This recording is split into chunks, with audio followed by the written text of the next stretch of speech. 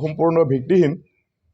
আমাৰ UPPL দল বা UPPLৰ কেণ্ডিডেট প্ৰমোদ বড়ো ডাঙৰীয়াই আমাৰ NDAৰ প্ৰাৰ্থী বিশ্বজিৎ দৈমাৰীৰ ওপৰত যিখিনি কথা কৈ আছে বাহিৰৰ বুলি পেলাই, এইটোতো ভিত্তিহীন। বিশ্বজিৎ দৈমাৰী হ'ল আমাৰ তামোলপুৰ জিলাৰ এজন বাসিন্দা। আগত সমষ্টি এটাই আছিলে, তামোলপুৰৰ তেখেত প্ৰাক্তন MLA। তো তেখেত কোনো দিনে বাহিৰৰ হ'ব নোৱাৰে বিশ্বজিৎ দৈমাৰী। ক'ব গ'লে প্ৰমোদ বড়োহে মানে BTCৰ বাহিৰত থাকে। তেখেতে মানে কামৰূপ জিলাৰ ৰঙিয়াতহে থাকে প্ৰমোদ বড়ো। তামোলপুৰত তাৰ মানে নাই, ভিত্তিয়ে নাই। 20-25 বছৰ তেখেত ৰঙিয়াত বিল্ডিং বনাই পেলাই তাত থাকি আহিছে প্ৰমোদ বড়োৱে ৰঙিয়াত। তো ইলেকশ্যন খেলাৰ কাৰণেহে তেখেত তামোলপুৰত ইয়াৰ আগমন কৰিছে। তো এটা কথা আছে, ওপৰত চাই যদি থু পেলাই নিজৰ তাতে লাগে। বেলেগক বদনাম কৰাৰ আগতে নিজে ভাবিব লাগিছিল তেখেত যে ৰঙিয়াৰহে মানে বাসিন্দা, ৰঙিয়াত থাকে বিল্ডিং বনাই পেলাই।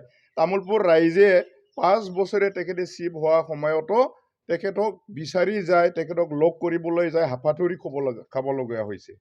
তেখেতে আৰু খাক আৰু কি ক'বলৈ আহিছে। এইটোতো ভিত্তিহীন সম্পূৰ্ণ। ইয়াক সমৰ্থন কৰাৰ বহুত যুক্তি আছে। আজি UPPL দল আজি চৰকাৰত নাই। আজি BTCত আমাৰ হাগ্ৰামাৰ চৰকাৰ চলি আছে। অসমত পুনৰ NDAৰ চৰকাৰ আহিব। আৰু আজিকালি ৰাইজে চৰকাৰৰ লগত থাকিব বিচাৰে, কিয়নো ৰাইজে উন্নয়নহে বিচাৰে। অপজিশ্যনৰ লগত থাকি পেলাই তেখেতসকলৰ সমস্যা কিবা কৰাটো তেখেতসকলে ৰাইজে আজিকালি নিবিচাৰে। ৰাইজে উন্নয়ন বিচাৰে আৰু ইয়াৰ কাৰণে ৰাইজে সদায় চৰকাৰৰ লগত থাকে। এই বুলিও ৰাইজে অলৰেডি সিদ্ধান্ত লৈছে যে আমাৰ জাগা যদি উন্নতি হ'ব লাগে, আমাৰ সমস্যা যদি সমাধান হ'ব লাগে, আমি চৰকাৰৰ লগত থাকিব লাগিব। এই কাৰণে আমি NDAৰ প্ৰাৰ্থী বিশ্বজিৎ দৈমাৰীক ভোট দিম, এই বুলি সিদ্ধান্ত অলৰেডি ৰাইজে লৈছে। আৰু মহিলাসকলেও আজি অৰুণোদয় পাইছে, মুখ্যমন্ত্ৰী মহিলা উদ্যমিতা আঁচনি পাইছে। আৰু এইবিলাক আঁচনি তেখেতসকলে কোনো দিনে হেৰাব নিবিচাৰে।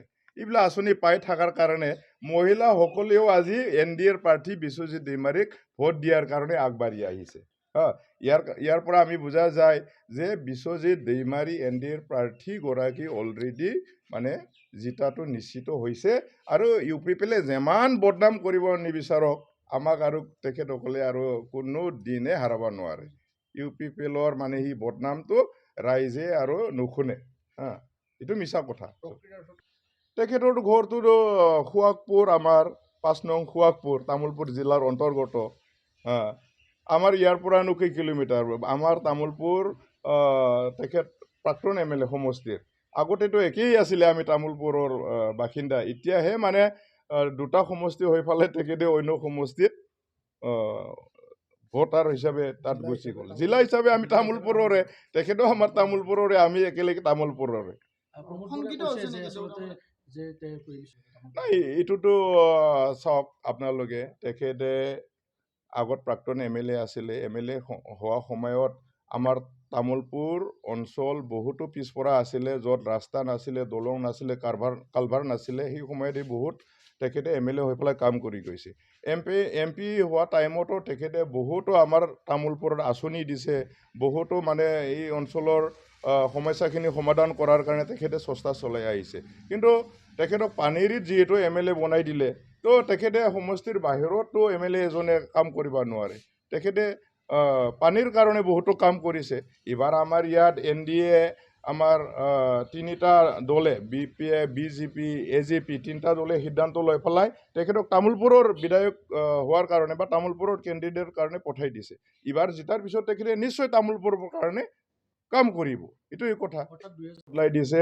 য'ত চাইকেল চলাব নোৱাৰা আছিলে, য'ত কালভাৰ নাছিলে, বাইক এখন ঠেলা এখন যাব নোৱাৰা আছিলে, সেই সময়তে বহুত কালভাৰ দলং বনাই পেলাই তেখেতে তামোলপুৰৰ নক্সা বদলি কৰিছিলে।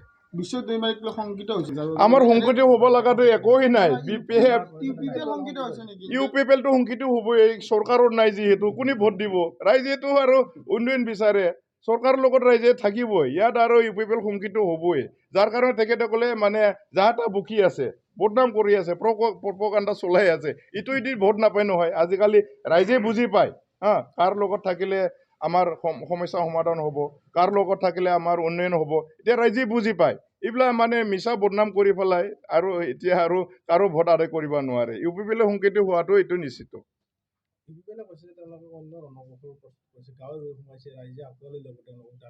আৰে চব পাৰ্টিটো এনেকৈ ক'বই, কিন্তু সঁচা অৰ্থত ৰাইজে উন্নয়ন বিচাৰে। মই কৈছোৱেই, উন্নয়ন বিচাৰে।